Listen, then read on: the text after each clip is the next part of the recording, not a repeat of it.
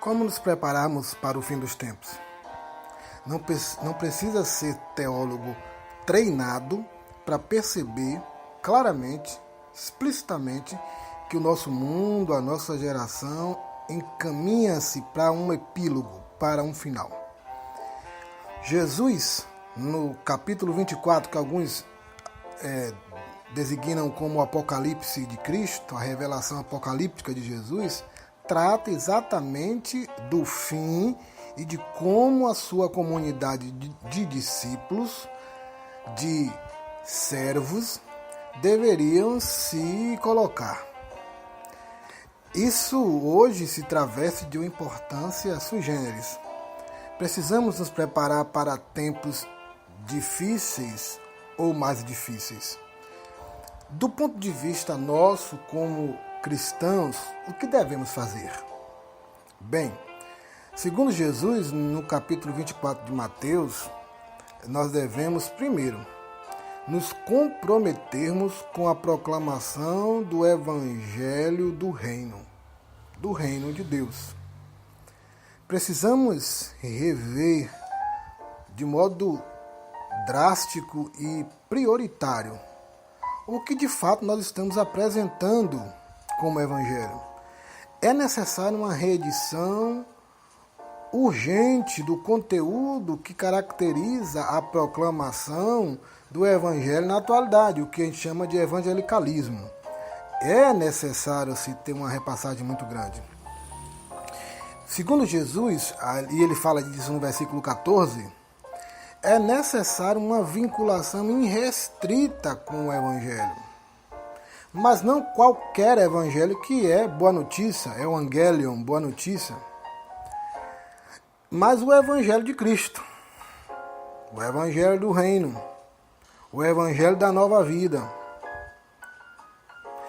Nesse sentido, é a forma como Jesus estabelece os critérios pelo qual devemos enfrentar as conjunturas dos fins do tempo. E, sobretudo, como esperá-lo, porque essas duas atuações estão conexas. Se preparar para o fim e esperar o retorno de Jesus. O paralelo profético com esse texto de Jesus é Apocalipse 7, versículo do 1 ao 8, mais ou menos. Ali Deus separa e coloca seu selo sobre os 144 mil, que não são literais, evidentemente. Ou seja, é a representação profética aliancista daqueles dentro da igreja militante que levarão a mensagem do reino a todos os cantos da terra. Esse versículo não ensina que Jesus só voltará para buscar sua igreja depois que o evangelho da graça de Deus estiver sido levado a todas as nações. Ao contrário, ele ensina que nós devemos nos vincular com a mensagem do Evangelho e torná-la discernível ao mundo, absolutamente alheio a ela. Por exemplo, Paulo, lá na carta aos Gálatas, diz assim: não posso acreditar no que ouvi. Como podem ser tão inconstantes? Como resolvem abraçar outra mensagem? Vocês estão traindo aquele que os chamou para a graça de Cristo. Chamou para quê? Graça de Cristo. E vocês sabem que não se trata de detalhes irrelevantes. E é outra mensagem, completamente diferente. É mentira deslavada sobre Deus. Essa outra mensagem. Os responsáveis por essa agitação estão virando a mensagem de Cristo de pernas para o ar. Está acontecendo hoje.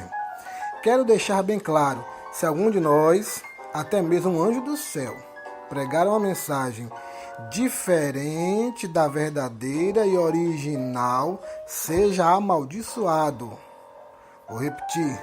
Se alguém, não importa a reputação ou credenciais que possua, pregar uma mensagem diferente da que vocês receberam no início, seja amaldiçoado. Notaram como há uma importância muito grande ao conteúdo que se prega? Hoje em dia, dizem assim, isso é característico da pós-modernidade ou da modernidade líquida. Não importa a doutrina, não importa o que se prega, o importante é a intenção. Isso não está na mente de Deus. Deus se importa sim com a motivação, com o que está por trás da cortina do que nós pregamos, das decisões que tomamos, das ações coercitivas ou repressoras que tomamos, ou qualquer outra coisa. Claro que Deus se importa com isso, mas também com conteúdo.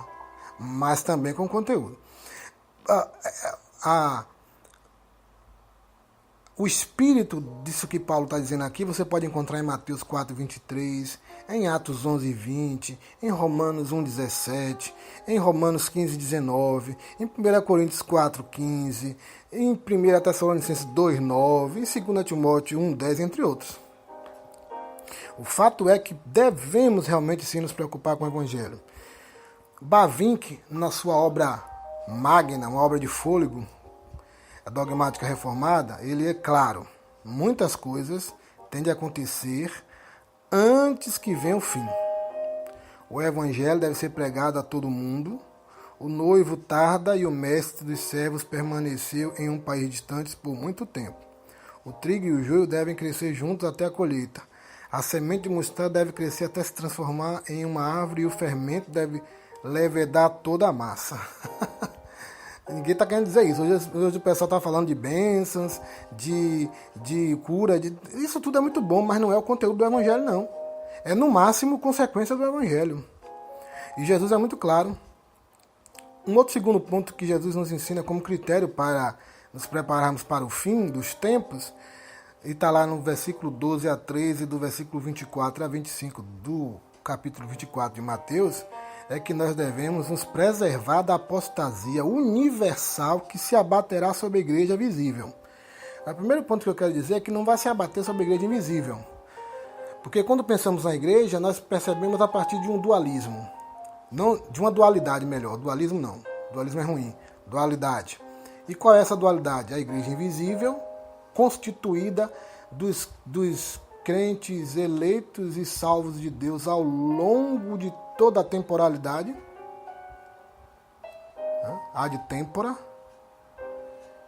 essa igreja mística, não visível, não perceptível, e a igreja visível, militante de Deus, que é a igreja na história ao longo do tempo. Nem todos que estão na igreja histórica, visível, concreta, de fato estão inseridos na igreja invisível, fato.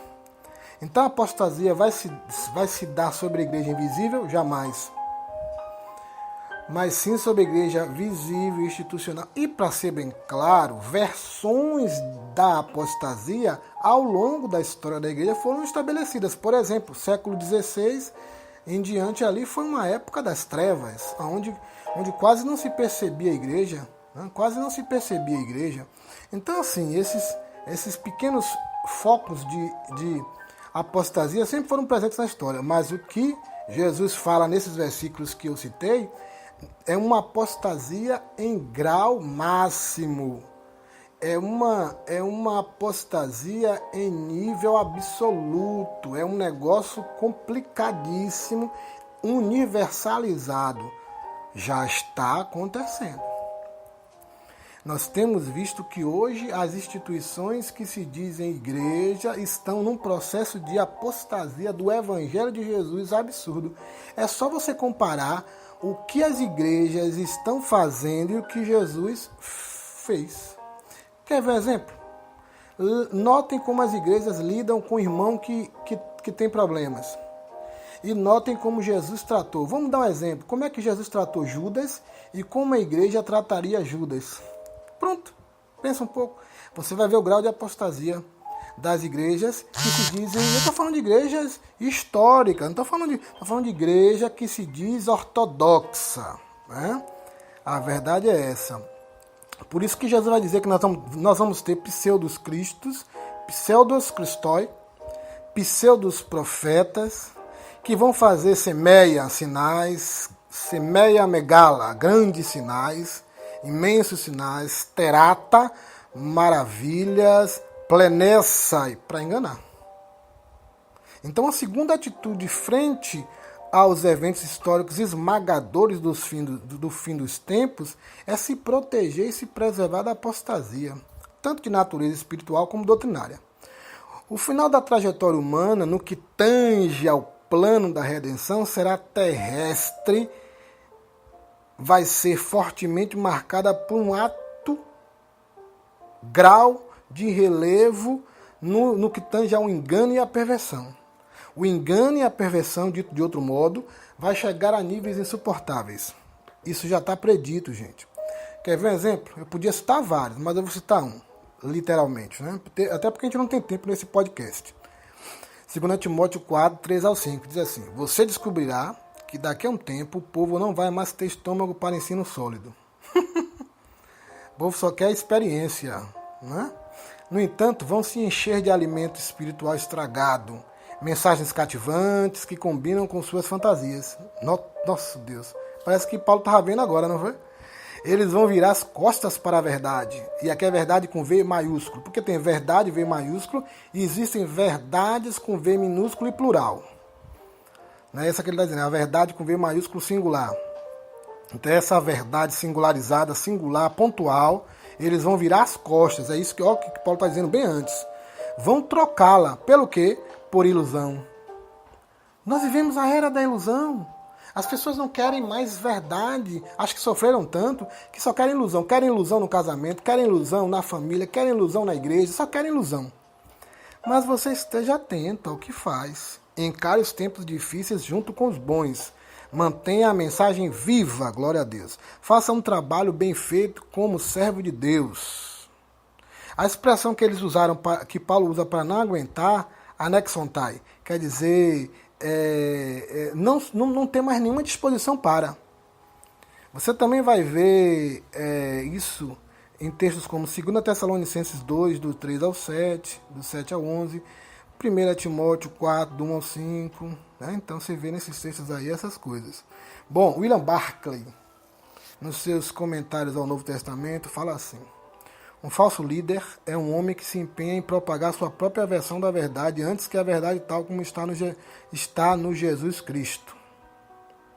É um homem que deseja disseminar suas próprias ideias antes que a verdade de Deus.